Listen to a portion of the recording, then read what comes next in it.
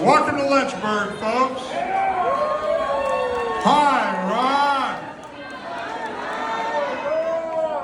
Good to see y'all here tonight. I tell you what, I retired 2 years ago, and tonight I'm celebrating my second Squireversary.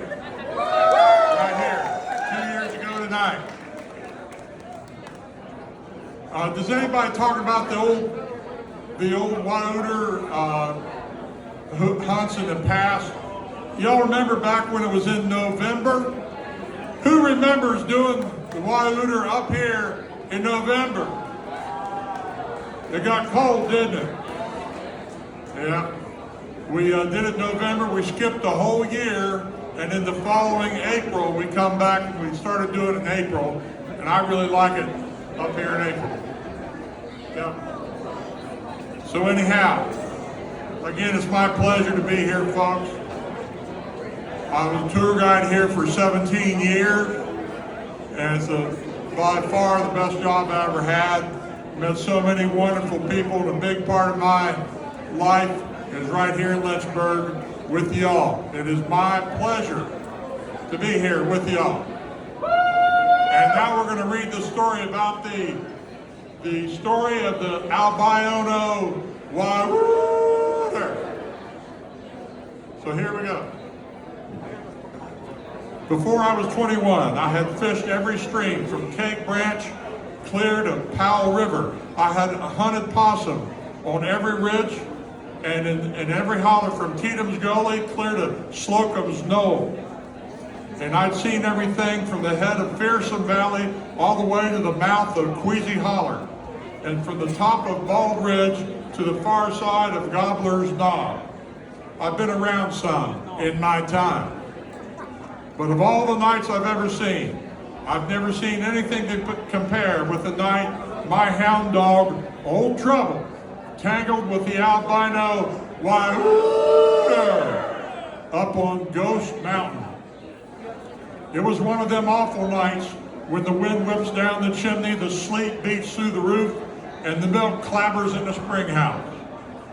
We was walking on the far side of Ghost Mountain, clear beyond Isley Ridge in Gruesome Holler. Most 20 miles from home. We were hungry, tired, soaked to the skin. A cold, steady rain was a-falling, and dark was a-coming on. It weren't a fit night out for man nor beast to be out be afoot. Old Trouble sensed something in nature was wrong on this night. A black bear scurried across the path ahead. Old Trouble did no more than emit a low, warning growl. A panther wailed a shrill, whining scream from a nearby tree. Old Trouble barely glanced up. Owls and bobcats scurried about in a state of panic. Everything on foot or wing seemed to be gripped in terror. Old Trouble, my trusty dog, sensed that we faced a common danger, and he paid no heed to his natural enemies. He kept to the steep and narrow trail, low to the ground, tense as a steel trap, ready to spring at the slightest warning. And I kept close behind, not really knowing whether the shiver in my bones was due to the cold driving rain or the dread of the journey ahead. Now, very few people have ever seen the albino Wyooter. Y'all been waiting for this all year. Is that the best you can do? We'll keep going here. We'll keep going. There was an old Indian legend that it once swept down on a band of Indians and carried off the chief and 7 brains in one swoop. There was a time that the old man Brown was crossing Ghost Mountain on horseback, and the albino You're getting better. He plucked his horse, bridle, saddle, and all, from under him. The next day, his horse was found eating honeysuckle vines in a little holler 10 miles away. And years later, it was claimed that Old Man Brown ran the 20 miles home in 20 minutes flat. Many and fearful are the tales of the albino Wyooter. He was white like a ghost, but he weren't no ghost. Certainly his feats of pulling up trees and tossing huge boulders around couldn't be attributed to no ghost. No siree.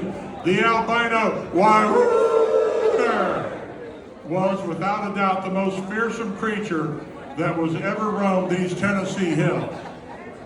Now I inched up a little closer to Old Trouble as he angled up Isley Ridge. He seemed to be shivering a bit. Maybe it was the cold. Old Trouble had no fear of man or beast or varmint. But then again, the albino Wyooter was neither man, beast, or varmint. No ghost either, for that matter, and I couldn't blame Old Trouble if he shivered a little bit. Well, we kept to the slippery and slimy trail, sometimes sliding or falling into the underbrush along the way, and perhaps startling a lynx or a bobcat out of his wits in the bargain. But we always pulled ourselves together and got back on that narrow and treacherous trail.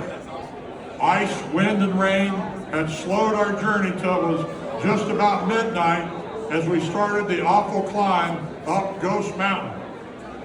It was now so dark I had to literally hang on to Old Trouble to keep up with him. He had ceased to tremble. I could feel the hair bristle along his spine as he constantly sniffed the dank and foggy air. This would be a night to remember if we lived through it. Up and up we climbed, over fallen timbers and broken boulders. Once I thought I glimpsed the moon through the tall trees. It was something white, pale white. Then the rustle of wings overhead. I listened intently, then I shuddered. With a rain like this, there could be no moon out tonight. Perhaps it was a cold rain rustling the leaves overhead. We moved fearfully up the mountainside. Again, there was something over the treetops. Again, my dog, Old Trouble, bristled. There could be no mistake this time. It was the albino Wyooter. My blood turned cold as the icy rain that soaked my skin. My hound dog, Old Trouble, kept moving up the mountainside. Facing certain death is one thing, but the albino Wyooter, there was no telling what was going to happen next. We were about to the top of the mountain when we felt the ground tremble beneath our feet. The albino Wyooter had landed atop the mountain in a little clearing directly ahead of us. His eerie, translucent eyes were lit up. His eerie, translucent eyes, and he was tall as a tree, was silhouetted against the dark and threatening sky. His giant claws were extended above his head. His feet were planted far apart, and a poisonous mist emitted from his distended nostrils. He was drooling in anticipation of his coming feast. His wild and weird eyes glowed with a greedy, bone-chilling glow, and as if he could taste us already. There was a horrible sort of rumble, half growl and half chuckle, as one of his fearsome claws swooped down to scoop us up. Old Trouble jumped back so quick, he sent me somersaulting over a huckleberry bush as that fearsome claw scooped up a quarter yard of dirt and gravel where we had been standing just an instant before. Then the albino Wyooter, he realized that he'd missed. He flung the dirt aside, and the whole giant frame quivered with rage and frustration. His face turned 7 kinds of horrible purple. His great square eyes seemed to turn into vats of boiling blood. All my past life flashed before me in a single instant. I knew that I could never catch fish on Cake Branch again, or I could hunt possum on Plenty Ridge, or feast on corn pone and sow belly at my mama's table ever again. This time he would not miss. In his anger, He seemed to swell up to twice his normal size. The poisonous mist fairly hissed from his bursting nostrils as he crouched for the kill.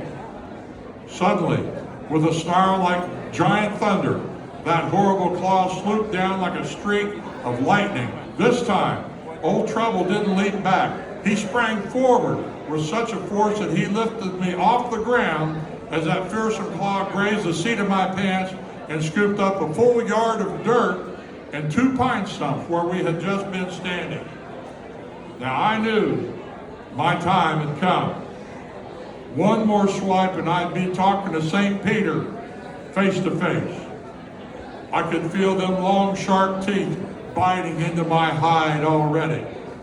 I waited for the Wyooter to make his next grab, but as that giant paw descended, Old Trouble made one mighty lunge that carried us both through the arch, the great arch between that big old Wyooter's legs.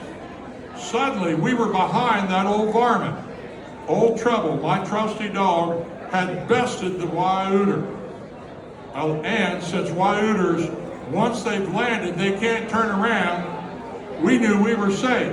And for the rest of the journey home, and when we got there, Ma had a feast of corn pone and sow belly and possum gravy waiting for us. And it is said to this very day, the albino Wyooter suffers from a case of acute frustration. That's it, folks.